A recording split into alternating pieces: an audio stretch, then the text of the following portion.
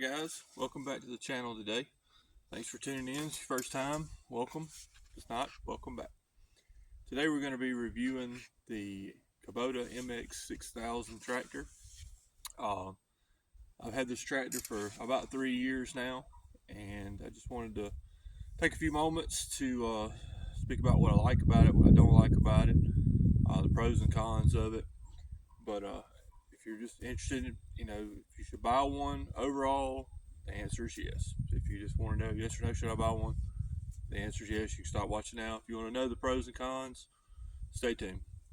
So I bought the tractor. I had a Kubota MX 5800, which is an open station predecessor to this tractor. Kept the tractor, put 800,000 hours on it. Was able to sell it for a good price, and these had just came onto the market. Matter of fact, I had to get on a waiting list to get one. So when I got it, the things I had added to the tractor that do not come with the tractor from the factory, I had the armrest added, radio added, this leveler attachment for the front, third function valve, and one remote for the rear.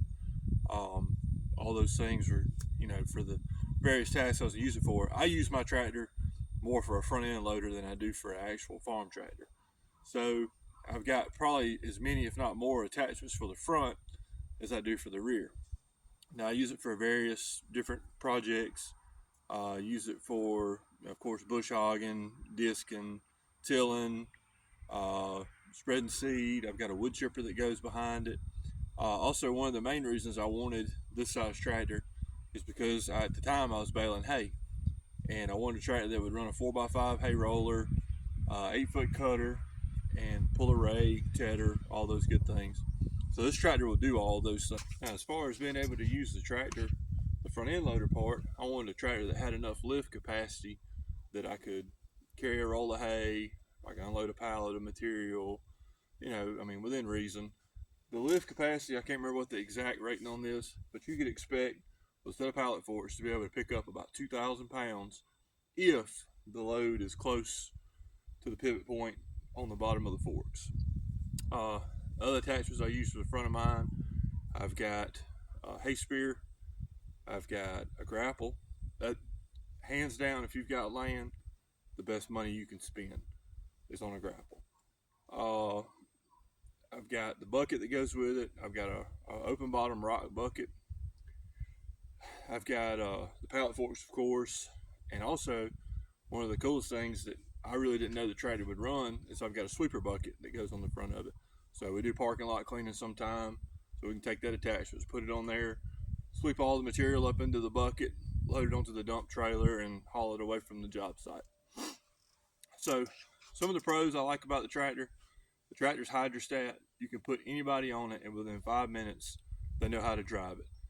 Whenever you get off of it, it's safe compared to a gear tractor. It's not going to move if you don't hit the pedal, and of course the cab is wonderful. It's got good power. The 4-wheel drive works really well. It's easy to shift it in and out of it. Overall, it's just a very good tractor. The 3 biggest cons, I'll tell you right off the bat. Number 1 for me, I'm tall, I weigh 280 pounds. The seat is terrible.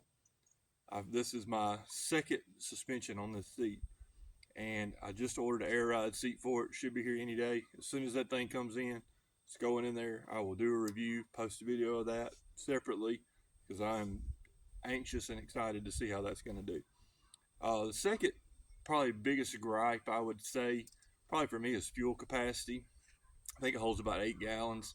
If you're just piddling around the house, doing just odd and end things, it's fine. But if you're out in the field, cutting hay or baling hay or something like that, where you're really working the tractor hard, about 4 hours is all you're going to get out of a tank of fuel.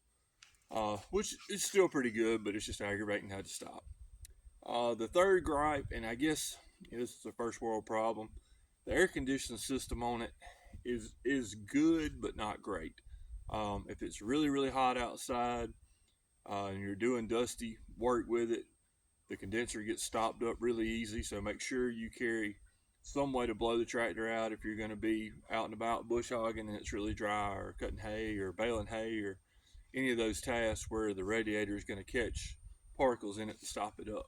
Or not the radiator, but the condenser. Um, but as I said, that's a first world problem. I'm thankful to have a cab with AC. I'm gonna get the windows tinted on it and see how much that helps. But it just compared to a big tractor, the AC is gonna be lackluster for you if you've ever been on a bigger tractor. But overall, like I say, very happy with the tractor. Have had minimal issues out of it.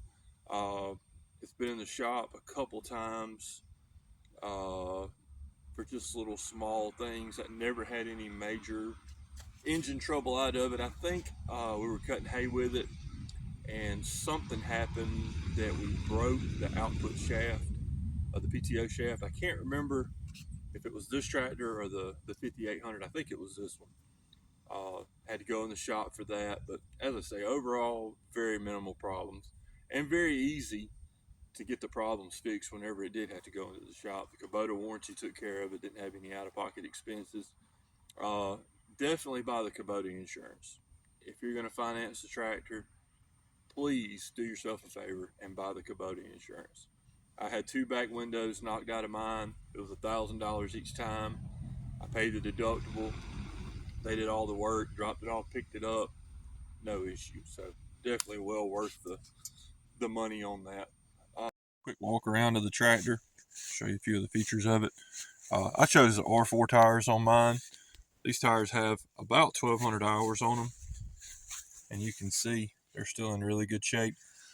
We use ours on hard surface. We use it on grass in my yard and other people's yards, pulling up shrubbery, various tasks. And these R4 tires do not tear the ground up, and they don't squat down as bad as an ag tire.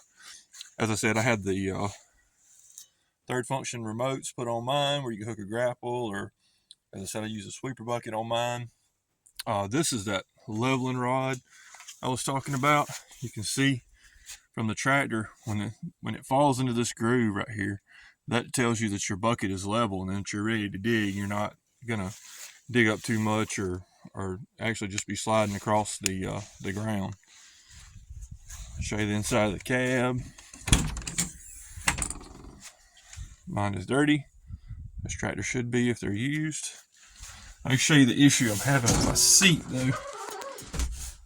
See this little rod right here? That is supposed to be there in this area here, and it's broken. This is the second time. Like I said, we're gonna get rid of that. Air ride seat will be coming in. Hopefully that'll be a big fix. Had zero issues with the cab. No leaks or anything like that. Got the seed spreader on it today. Been doing a little fertilizing on some winter grazing. This is the extra set of remotes I had installed. But yeah, overall, and I will say this, these lights here are extra. Do yourself a favor, just buy you a set of LED pods. They're way brighter and you'll be way more satisfied than the Kubota ones.